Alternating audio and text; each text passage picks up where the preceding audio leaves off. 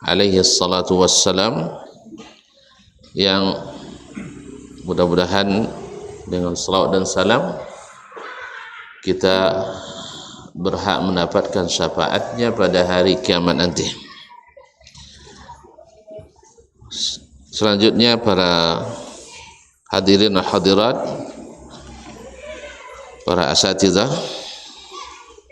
para alim ulama, cerdik pandai, tokoh adat, tokoh masyarakat, hadirin hadirat yang hadir atau yang menyaksikan melalui media dimanapun berada.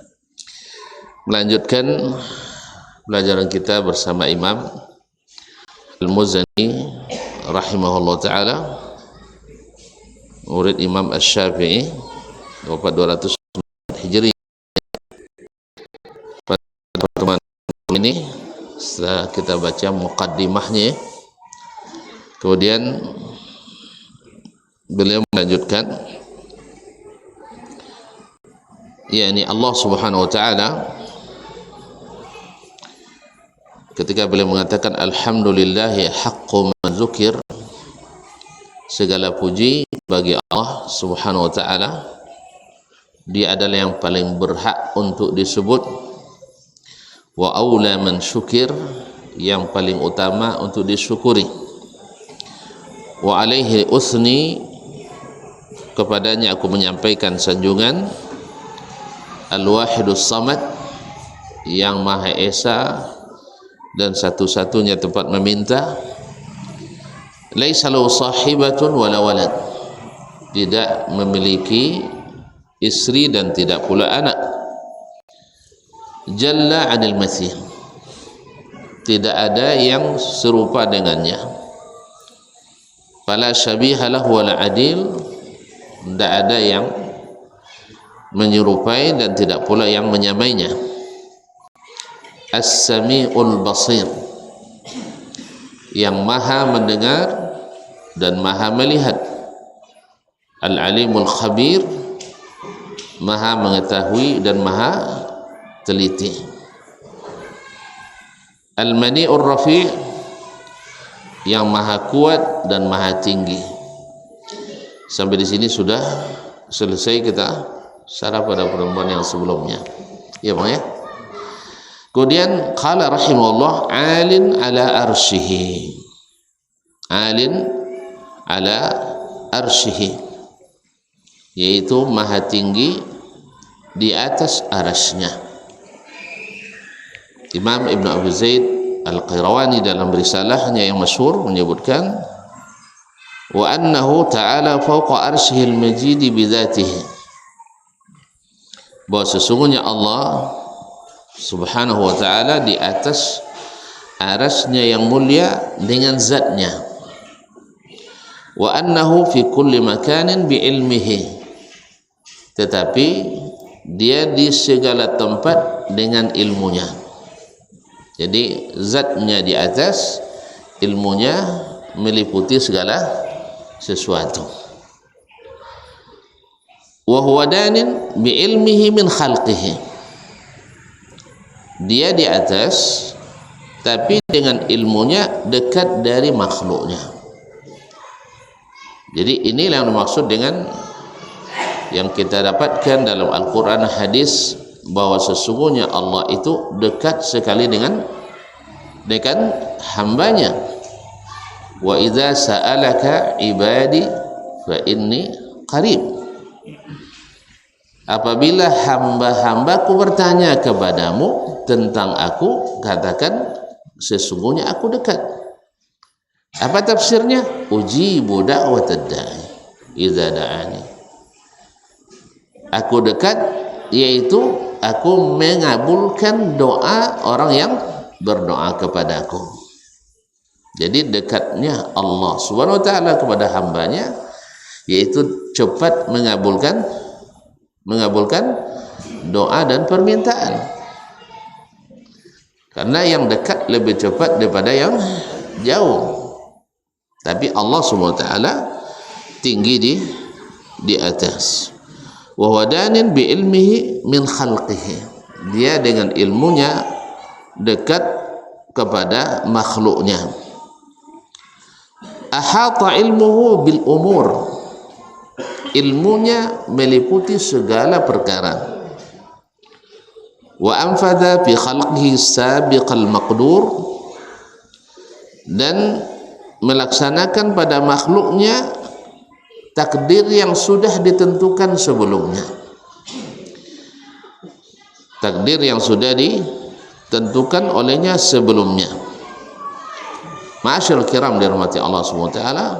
Allah dia ini semuanya semuanya tentang sifat atau tentang Allah Subhanahu wa taala, bahwa di sini juga terdapat akidah bahwasanya apa yang terjadi pada makhluk itu tidak lain dan tidak bukan adalah sesuatu yang sudah ditakdirkan dalam ilmu Allah di azal, di mana semua yang semua yang akan terjadi dari awal sampai berakhir dunia ini itu sudah dituliskan dalam Al-Lauhul Mahfuz 50.000 tahun sebelum diciptakan langit dan bumi. Dan Allah SWT lalu yang ditakdirkan itu yang akan terjadi sampai hari kiamat, Allah juga yang menentukannya, Allah juga yang melaksanakannya. Jadi sifat Allah adalah bahwa sesungguhnya dia berbuat sesuatu sesuai dengan kehendaknya dan sesuai dengan yang ditakdirkannya. Makanya kaum muslimin dan muslimat dirahmati Allah SWT, ya'lamu kha'inatal a'yun wa ma tukhfis sudur. Allah SWT dalam surah Ghafir ayat 19 mengatakan Allah mengetahui kha'inatal a'yun, yaitu yang berkhianat dari pandangan mata. Jadi artinya apa? Kan pandangan mata itu kadang-kadang ada mata pandangan yang mengandung sifat khianat. Nah, Allah tahu walaupun tak semua orang bisa membaca itu, tapi Allah tahu wa ma tukhfis sudur, dan apa yang disembunyikan oleh dada-dada makhluknya. Biasa kita keberahasiaan di mana disembunyikan? Dalam hati. Sahih? Nah, dalam hati kita simpan rahasia itu. Sampaikan apa? Dan tidak pernah disampaikan kepada siapapun. Nah, itu Allah tahu. Bahkan yang lebih rahasia atau lebih tersembunyi dari rahasia. Apa yang lebih sembunyi dari rahasia? Karena Allah mengatakan ya'lamus sirra wa akhfa. Allah mengetahui yang rahasia dan yang lebih tersembunyi dari rahasia. Apa yang lebih tersembunyi dari rahasia? Kematian.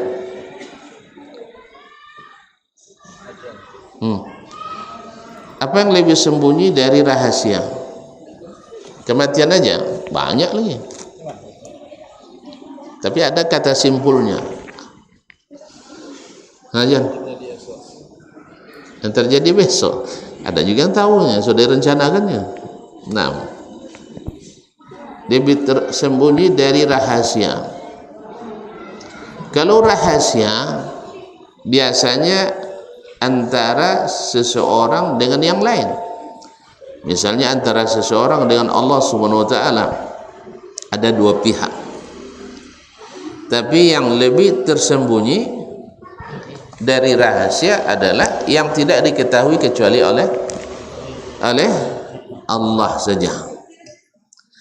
Yang tidak diketahui kecuali oleh Allah Tabaraka wa Ta'ala. Makanya seperti yang disebutkan oleh Syekh tadi, apa yang terjadi besok itu kita nggak tahu, hanya Allah saja yang tahu. Masalah-masalah gaib tidak ada yang tahu kecuali hanya Allah Subhanahu wa Ta'ala. Jadi mengetahui yang rahasia dan yang lebih tersembunyi dari rahasia itu. yaitu sesuatu yang tidak ada, dan bila ada Allah tahu seperti apa adanya. Ini lebih tersembunyi lagi. Nah, kemudian fal khalqu amiluna bisabiqi ilmihi wa nafidhuna lima khalaqahum lahu min khairin wa syarr, la yamlikuna li anfusihim min at-ta'ati naf'an wa la yajiduna ila sarfil ma'siyati anha daf'an. Ini juga keyakinan yang disebutkan oleh Imam Al-Muzani rahmatullahi alaih, bahwa fal khalqu amiluna bisabiqi ilmihi. Makhluk ini semuanya bekerja, beramal sesuai dengan ilmu Allah yang sudah ditetapkan sebelumnya. Artinya yang kita kerjakan itu adalah menurut atau mengacu kepada yang sudah Allah ketahui dan Allah tetapkan di dalam takdir itu. Jadi sabiqu ilmi, ilmunya yang sabiq, yang dahulu. Kalau kita tidak tahu kita apa yang kita kerjakan, mungkin kita merencanakan bisa besok saya akan melakukan, tapi apakah seperti itu kita tidak tahu.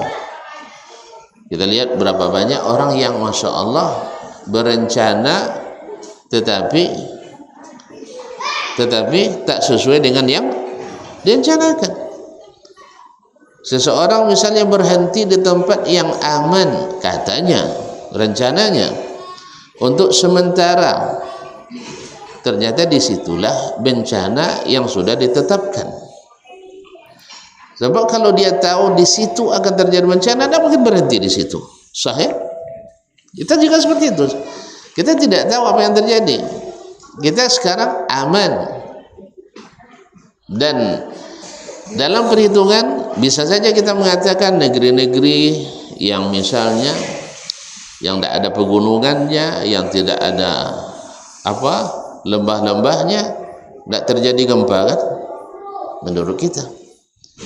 Tetapi Allah lebih tahu itu sebelum terjadinya. Jadi makhluk ini dalam keyakinan kita mengamalkan apa yang sudah Allah tetapkan dalam ilmunya yang dahulu. Ini adalah akidah Ahlussunnah. Berada pertengahan antara dua akidah ekstrim.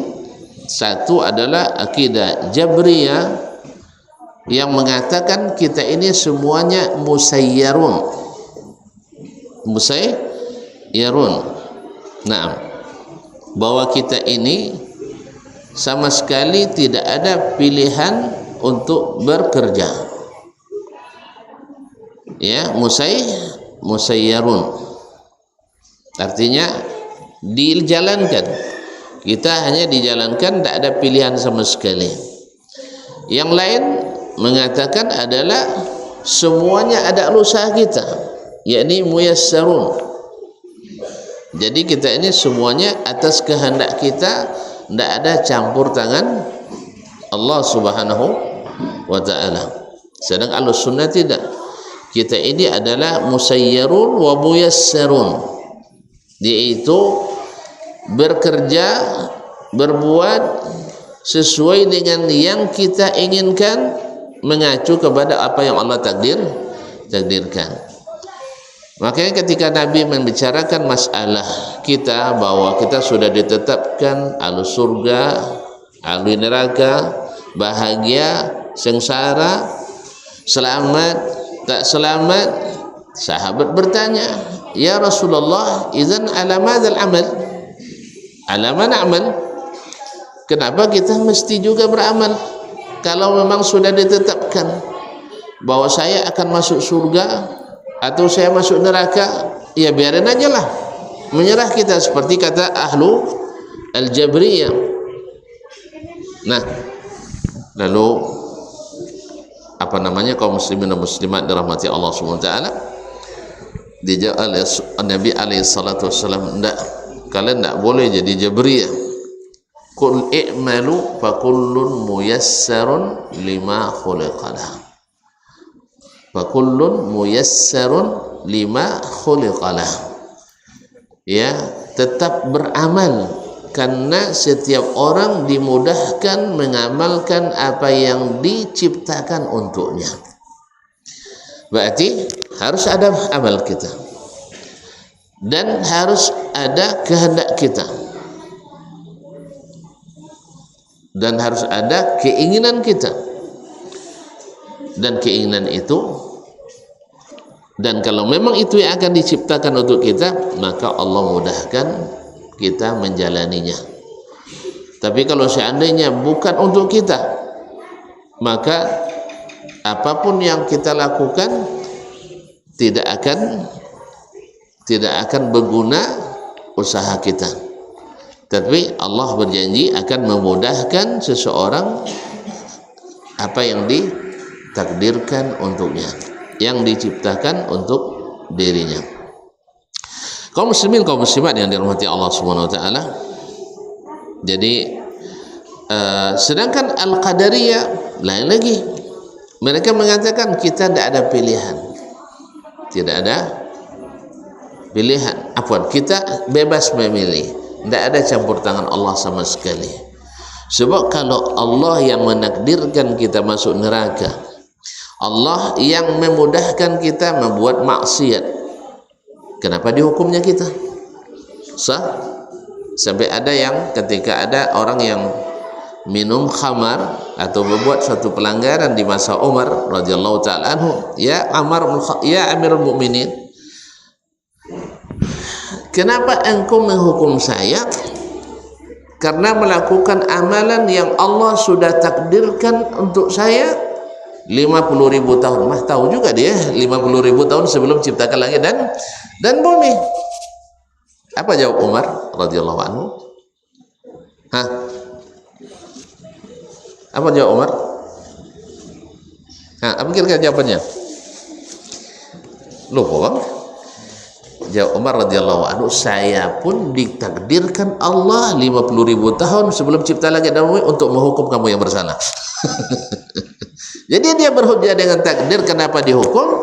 Umar juga bertakdir berhujjah dengan takdir menghukum. Saya pun ditakdirkan menghukum kamu. Jelas ya?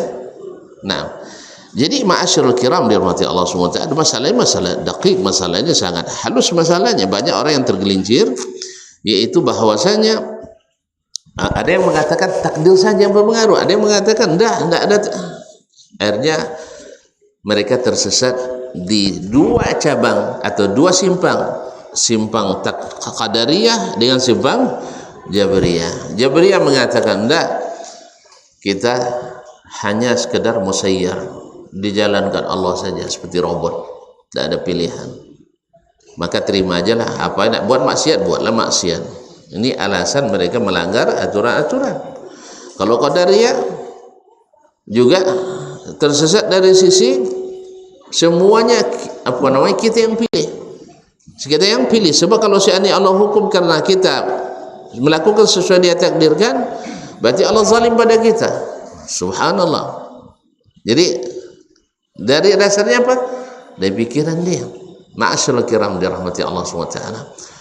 Makanya Nabi jawab, fakullun muyassarun lima khuliqa lahu. Setiap orang dimudahkan melakukan apa yang ditakdirkan untuk dia. Maka Syekh Al-Muzani rahimahullah menyebutkan di sini sesuai dengan akidah Ahlussunnah wal Jamaah bahwasanya bahwa sesungguhnya makhluk ini beramal sesuai dengan yang ditentukan Allah dalam ilmunya yang terdahulu.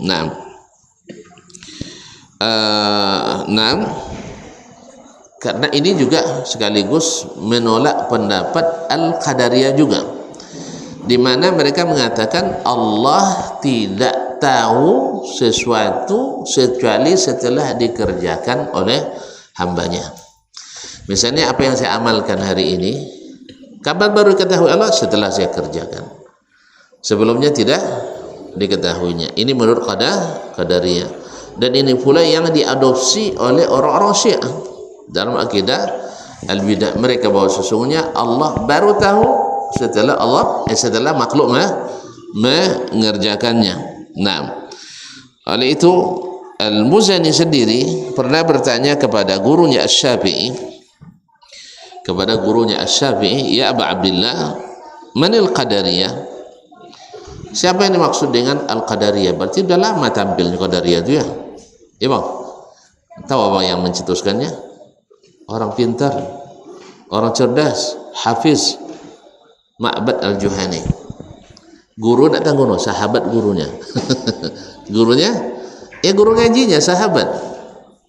Tetapi karena mengikuti pikiran dan meninggalkan wahyu, tersesat.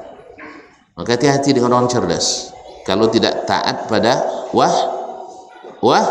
wahyu, sebab aliran-aliran sesat rata-rata dicetuskan oleh orang-orang cerdas, orang-orang berpikiran mentereng, tetapi tidak taat pada ilmu, Kalau bicara tentang qadar, kan ilmunya sudah ada dalam Al-Quran. Allah sudah menegaskan dalam banyak ayat. Karena banyak ayat, inna kulla syai'in khalaqanahu biqadar. Sesungguhnya kami segala sesuatu kami ciptakan dengan takdir. Sahih? Kemudian ditanya dalam hadis yang sahih muttafaqun alaih, bahwa Nabi ditanya oleh Jibril tentang rukun iman, maka Nabi tegaskan wa antu'mina bil qadari khairihi wa syarrihi. Ini ilmu. Tetapi mereka lebih memilih pikiran. Dikiranya pikiran itu lebih hebat dari ilmu. Maka saya katakan, pikiran itu bukan ilmu. Itu hanya hasil hasil orang menganalisa. Analisa seseorang bisa benar, bisa salah. Makanya ahlul aql selalu mengatakan bahwa mereka melihat dari satu sisi. Tapi kalau Allah melihat dari semua sisi, karena al-alimul khabir, maha mengetahui dan maha teliti. Makanya al-qadariyah melihat dari sisi, kalau Allah yang tetapkan saya mengerjakan atas kehendaknya, lalu dihukumnya saya karena berbuat salah, tidak adil katanya menurut pikirannya. Memang adil itu menurut pikiran antum atau menurut ilmu yang Allah turunkan? Nah, kan ini jadinya. Apa definisi adil? Apa definisi adil? Meletakkan sesuatu pada tempat. Orang bersalah dihukum, orang yang taat diberi pahala. Bukankah itu yang berlaku pada agama ini? Bukankah itu yang berlaku? Siapa yang bersalah dihukum, bahkan kadang dimaafkan. Dan siapa yang berbuat taat, maka diberi pahala, diberikan tempat yang membahagiakan. Itulah keadilan. Dan semuanya itu berlaku atas kehendak Allah. Yang taat pun berlaku atas kehendak Allah, yang maksiat pun berlaku atas kehendak Allah.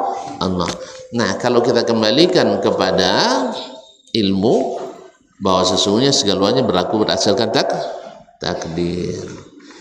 Makanya Ma'bad Al-Juhani tersesat karena berpikir, karena cerdas.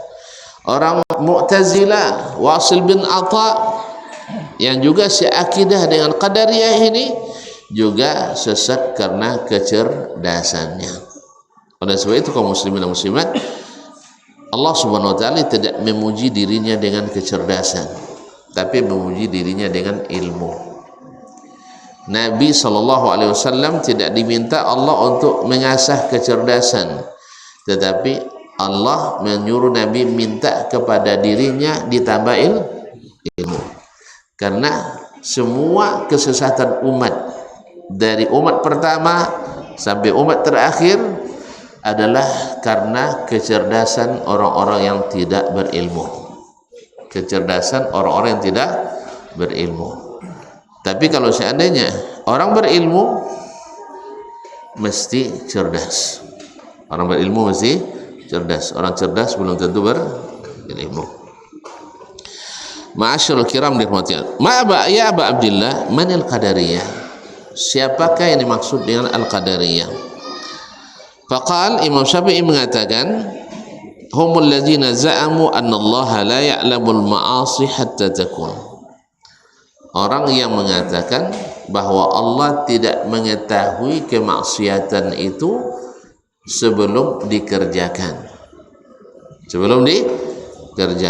Ya, seperti yang dikatakan oleh Al-Baihaqi dalam Manaqib Asy-Syafi'i. Berarti Asy-Syafi'i tidak sama dengan ini. Asy-Syafi'i seperti yang disebutkan oleh Al-Muzani, bahwa sesungguhnya segala yang dikerjakan hamba, yang dikerjakan makhluk, sudah Allah ketahui sebelum terjadinya. Bahkan dalam keyakinan kita, sesuatu yang tidak terjadi, kalau seandainya terjadi, maka Allah tahu seperti apa terjadinya. Kalau seandainya terjadi, Allah mengetahui seperti apa terjadinya. Makanya anak-anak orang musyrikin, orang musyrik meninggal sebelum balik, apa hukumnya? Langsung masuk surga? Anak kaum musyrikin yang meninggal sebelum balik, hah? Kenapa diuji? Hah? Kenapa diuji? Karena ayah ibunya musyrik, potensi merubah fitrah anaknya. Sedangkan anak orang-orang Islam yang mati sebelum balik langsung neraka. Ya Allah, itu belum musyrik pun orang Islam masuk. Weh, masuk. Patut tuntun bayi Yunani kalau mati anak keneknya. Ya iya lo kadang untuk gila. La ilaha illallah. Ya Syekh, mohon maaf ya. Tapi dia dek tuntut nama saya ni. Dek kalian dah nama saya. Meninggal anak orang Islam di waktu kecil itu sebenarnya adalah, mohon maaf ya. Ya, tak bongilah tuntut kadang. Ya. Seorang ulama Ibrahim bin Sa'd Al-Harbi pernah berdoa, ya Allah, wafatkanlah anak saya si fulan sebelum balik. Didengar oleh murid-muridnya, bapa je abu ya dah ngono wang kecen bonci kau mak dia kan ya, kecen bonci ke kamar jannah. Lalu dia bilang alasannya, sebab anak-anak orang Islam yang diambil Allah sebelum balik langsung masuk surga, dan besok di akhirat menunggu orang tuanya di pintu surga dan bergayut di pinggang ayah atau ibunya mengajak mereka masuk surga, artinya memberikan syafaat. Makanya berbahagia dia. Barangkali tonton, coba bahasa kisah-kisah kisah nyata ya, bukan cerita dongeng, bukan novel, bukan fiksi, bukan cerita asli. Seperti Khansa, anaknya 3 orang berturut-turut wafat, selalu dia ucapkan alhamdulillah karena wafat di medan jihad. Dia tidak peduli, yang ditanyakan hanya Rasulullah sallallahu alaihi wasallam. Sedangkan anak anda si fulan Sakhar sudah syahid, alhamdulillah. Datang lagi berita si fulan syahid, alhamdulillah. Si fulan syahid, alhamdulillah. Kenapa? Limisli hadza a'adtukum. Hai anak-anakku, untuk inilah aku siapkan kalian. Bangga dia kan meninggal orang anaknya dalam medan jihad. Ada lagi kita Ummu Sulaim. Kisah Ummu Sulaim lupa tuan. Biasanya kalau yang suka pingsan, yang suka meratap, yang suka mencak-mencak kalau meninggal anak tu yang laki apa perempuan? Sama tak? Biasanya adalah ibu-ibu. Tak tahan mereka, kurang kuat. Tapi Ummu Sulaim, tahu kisah masih ingat? Ya, meninggal anaknya masih bayi. Lalu dia pesan pada keluarganya, jangan sampai ada yang beritahu suamiku Abu Talha kecuali saya sendiri. lalu dia urus anaknya, dia mandikan, dia kafani, lalu ditutup di sudut rumahnya. Ketika Abu Talha pulang dari kerja dalam keadaan capek, dia sudah siapkan semuanya, siapkan makannya, nafkah zahir dan nafkah batinnya. Pahamnya tak? Kalau bini lah manggaya tu pulang paham je lah tu, jangan kalau je lah. Kecuali memang tak nawur ya. Sama je sadinya nak bagalem. Itu memang. Jadi begitulah Muslim. Ketika pulang Abu Talha, gimana anak kita? Ahda amayakun, dia sangat lebih tenang dari tadi. Boleh nak nangis je lah. Wafat kan nyaman kan? Lebih tenang dari kemarin, dari tadi. Bahasa ini bahasa mengandung dua makna, tapi dipahami oleh Abu Talha karena istrinya tidak ada sedikit pun kecewa, tidak ada sedikit merasa sedih. Akhirnya dia menafsirkan dengan tafsir yang baik. Apa itu? Sudah sembuh, sudah tidur. Kemarin kan payah tidur, sekarang sudah tenang. Ternyata maksud Ummu Sulaim sudah tenang itu bukan itu, sudah tidak akan menderita lagi, karena dunia ini penderitaannya banyak. Akhirnya dikasih makan, kemudian pergi dia sholat, habis itu pulang, habis itu mereka tidur. Sebelum tidur, seperti yang saya katakan tadi, dia siapkan seperti dirinya di malam pengantin. Masya Allah, setelah terjadi semuanya, perut dah kenyang, hati dah senang, baru dia bisik sama suaminya. Terbayang jawab waktu saat seperti itu kan pas sekali bercerita tu ya. Kau nak ngalun piti kau itu cara carong. Kan ya? Bang, bagaimana kalau seandainya ada orang menitip sesuatu pada kita, lalu dia datang nak mengambilnya kembali, bagaimana sikap kita? Tentu jawabannya kan orang baik-baik kan. Tentu kita berikan dengan senang hati. Nah, ketahuilah, anak kita titipan Allah pada kita, dan dia sudah mengambilnya kembali. Inna lillahi wa inna ilaihi raji'un. Subhanallah, walaupun sudah sabar, istrinya sabar, tapi tetap juga sedikit, ada sedikit goncang juga dia. Kok teganya istri saya berbuat seperti ini? Sempat makan, sempat pula titik-titik. Kan aneh bin ajaib kan aneh bang. Sambon tak nangis nampak doang mati anak nak. Dah kena sabuk itu. Tak nangis mati anak adanya. Padahal dia dapat nyawa codo-codo sabar. Di belakang tumpah sodo kan. Jadi ada kawan ngaji di Pangkatan, Ustaz, dokter katanya, ini selama ini Anda menyuruh kami sabar, sekarang buktikan katanya. Terasa bang, kan ya bang, dibuktikannya. Akan sabuk lorong, dah nangis kenek jorinya. Contoh Jawa 24 jam. Jadi kaum muslimin dan muslimat dirahmati Allah. Jadi intinya anak-anak orang yang meninggal waktu kecil sebenarnya adalah sesuatu yang menguntungkan. Sebab kita belum tentu mampu membuat mereka masuk surga. Kalau mereka besar. Tapi ternyata Allah ambil di waktu mereka belum bertanggung jawab, dan itu adalah simpanan bagi kita. Bukan kita ingin, tapi saya katakan tadi ada ulama yang seperti dia katakan, ingin anaknya meninggal di waktu kecil. Kenapa? Balik yang tadi Ustaz. Assalamualaikum. Anak-anak orang musyrikin diuji dulu. Kenapa orang mukmin masuk surga? Mau tahu? Azan dulu lah, jangan kemana-mana. Kita azan dulu.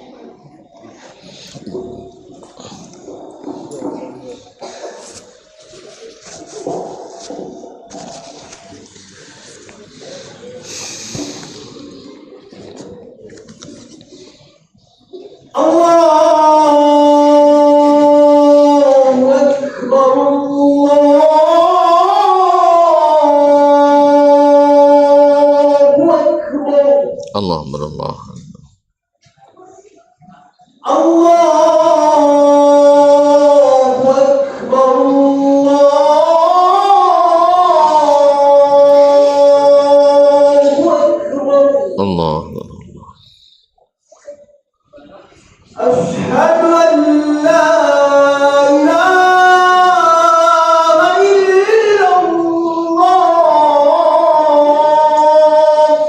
Asyhadu an la ilaha أشهد أن لا إله إلا الله أشهد أن لا أشهد أن محمد رسول الله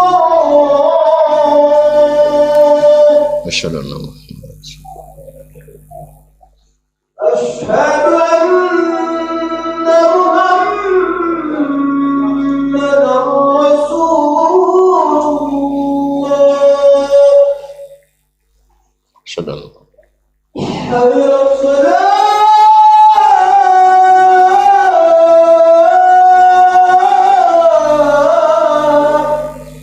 لا حول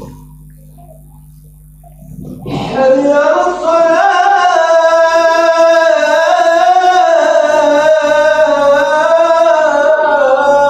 لا حول ولا حي على الفلاح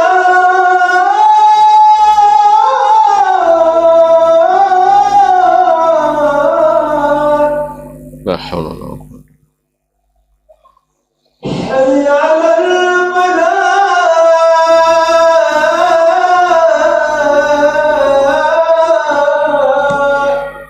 لا حول ولا قوة الله أكبر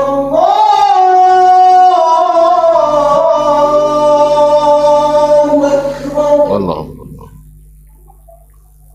لا إله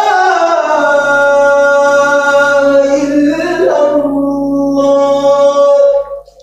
ولا أشهد أن لا إله إلا الله اللهم رب هذه الصلاة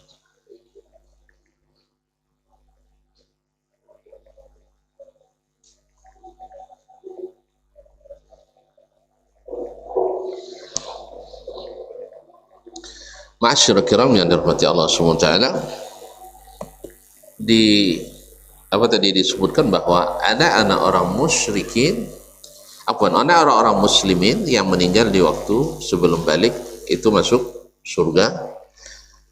Kenapa? Karena setiap bayi yang lahir seperti dalam hadis riwayat Muslim, ma min mauludin illa wa yuladu 'alal fitrah. Tidak ada bayi yang lahir kecuali dilahirkan dalam keadaan fitrah. Al-fitrah ini ditafsirkan oleh para ulama hadis atau ulama kita adalah al-Islam dengan berbagai alasan. Satu, di hadis itu sendiri tafsirnya.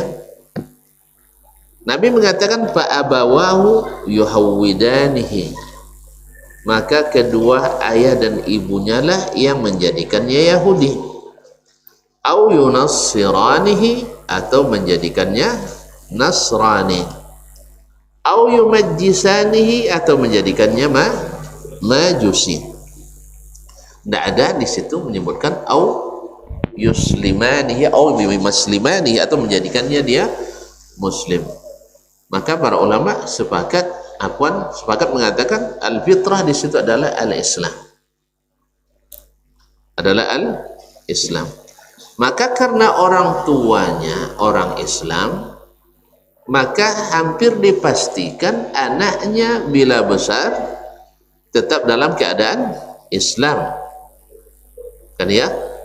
Awak Islam sodoh sampai godang, maka insyaallah sampai mati, karena memang ayah amat Islam.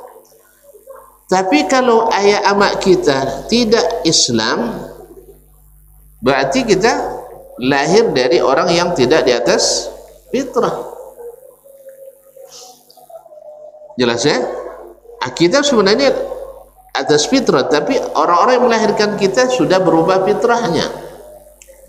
Maka ketika kita dibesarkan oleh orang tua yang musyrik, dikhawatirkan kita besarnya juga dalam keadaan syirik. Makanya Allah SWT menetapkan orang-orang yang lahir dari rahim orang-orang musyrikin bila meninggal sebelum balik, maka diuji dulu. Dan Allah sebenarnya sudah tahu, tetapi ujian itu diperlukan. Sebagaimana Allah juga sudah tahu tempat kita di mana, di surga atau di neraka. Tapi ada ujian tak menuju ke situ? Ada tak?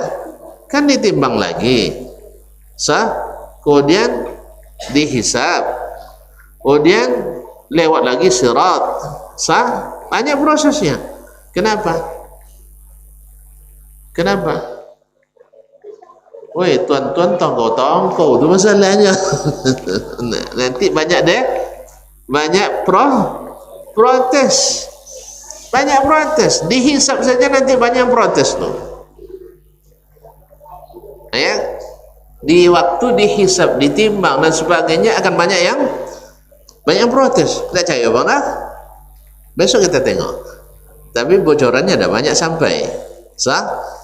Di antaranya Nabi menceritakan tentang perumpamaan kita dengan umat-umat sebelum kita, ada seperti seseorang yang mengupah para pekerja. Fa'amilatil yahud, orang Yahudi bekerja minal ghadwati ila dhahira, dari pagi sampai siang. Fa'utu qiratan, diberi mereka satu qirat. Kemudian wa amilatin nasara minadh dhahirati ilal asr, orang Nasrani beramal pula dari siang sampai waktu asar. Fa'utu qiratan, diberi pula satu qirat. Wa amiltum antum min ba'dil asri ila ghurubis syams, beramal dari dari waktu asar sampai terbenam matahari. Fa'utitum qirataini, kalian dapat gaji dua qirat. Ini potensi mengundang debat enggak ya? Potensi enggak mengundang debat?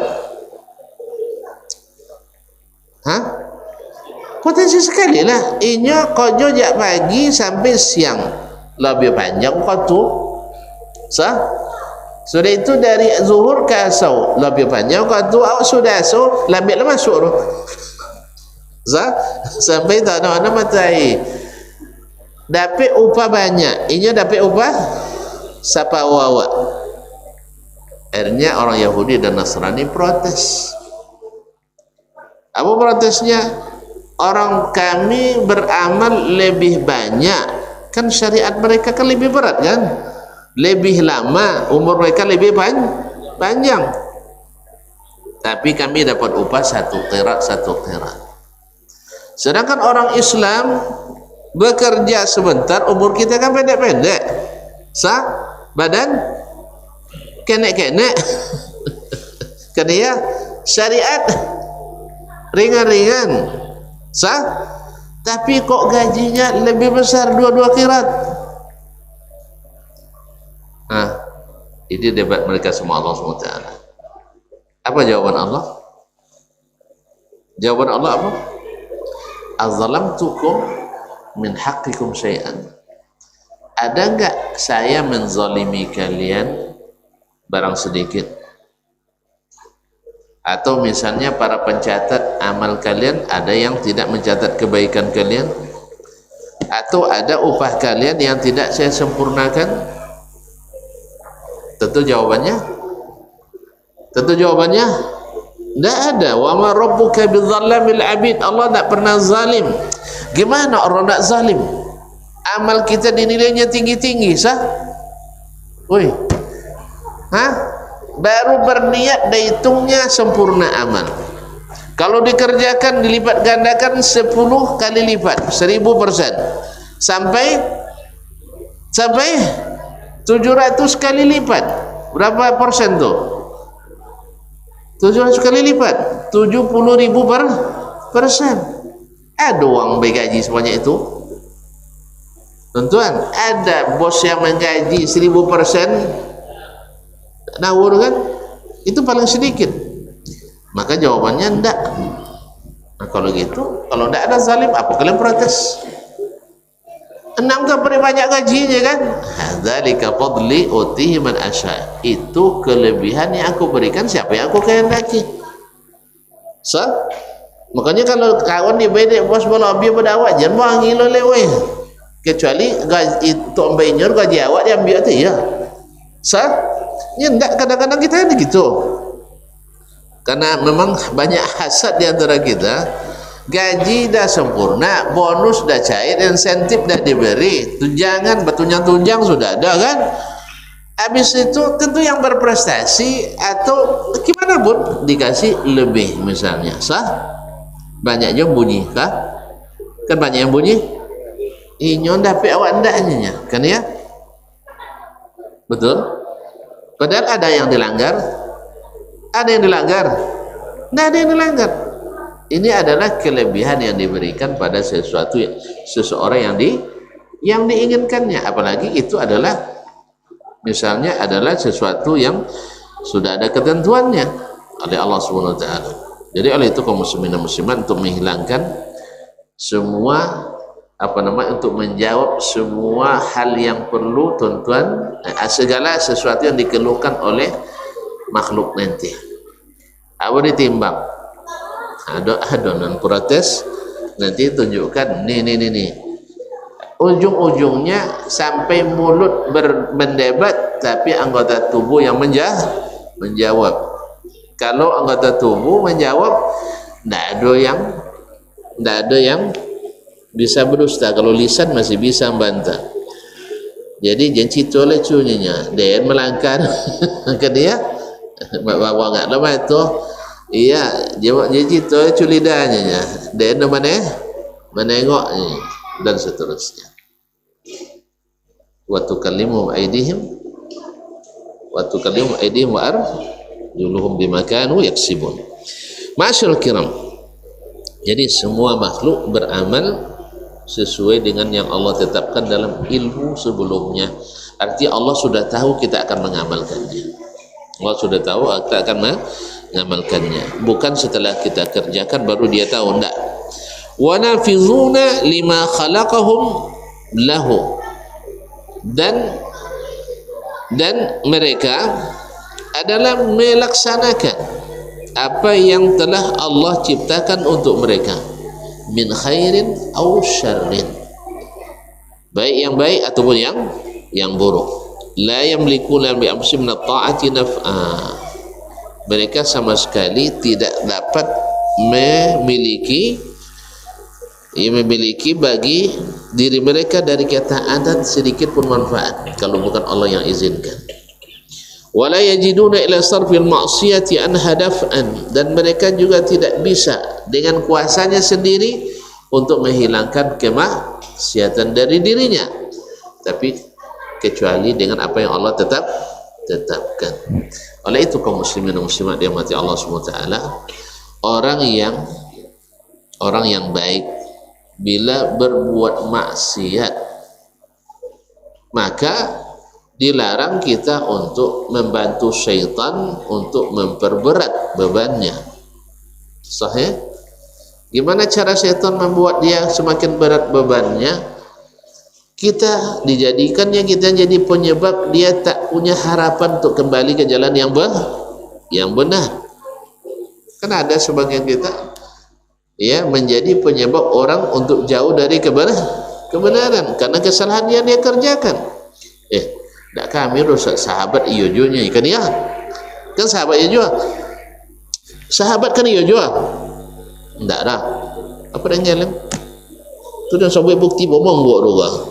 Ya, ketika ada seseorang dihukum cambuk oleh Nabi karena sudah 4 kali dicambuk gara-gara minum khamar. Apanya sahabat? Apa cini kobono gajinya? Itulah lebih kurang bahasanya kan lampai kali nak jolosi-losi. Kan ya? Akhirnya Nabi bilang la tu'inu syaitana ala akhikum. Jangan kalian bantu syaitan untuk membuat saudaramu putus asa dari kebaikan. Wih. Jadi sahabat ada je ya? Ada ya?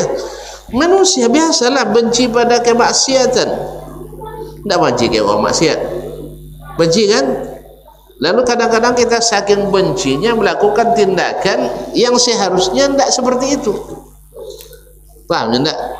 Misalnya sesama ngaji nanti lalu berbuat satu penyimpangan, akhirnya dikucilkan semuanya sampai akhirnya doang ngaji-ngaji sudah itulah. Ada enggak? Ada enggak? Gabelah. Ada enggak? Lain. Sudah itu tidak sesuai kalau tidak ngaji lah.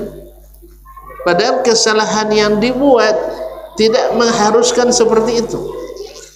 Makanya sebelum dibeberkan maka dinasihati.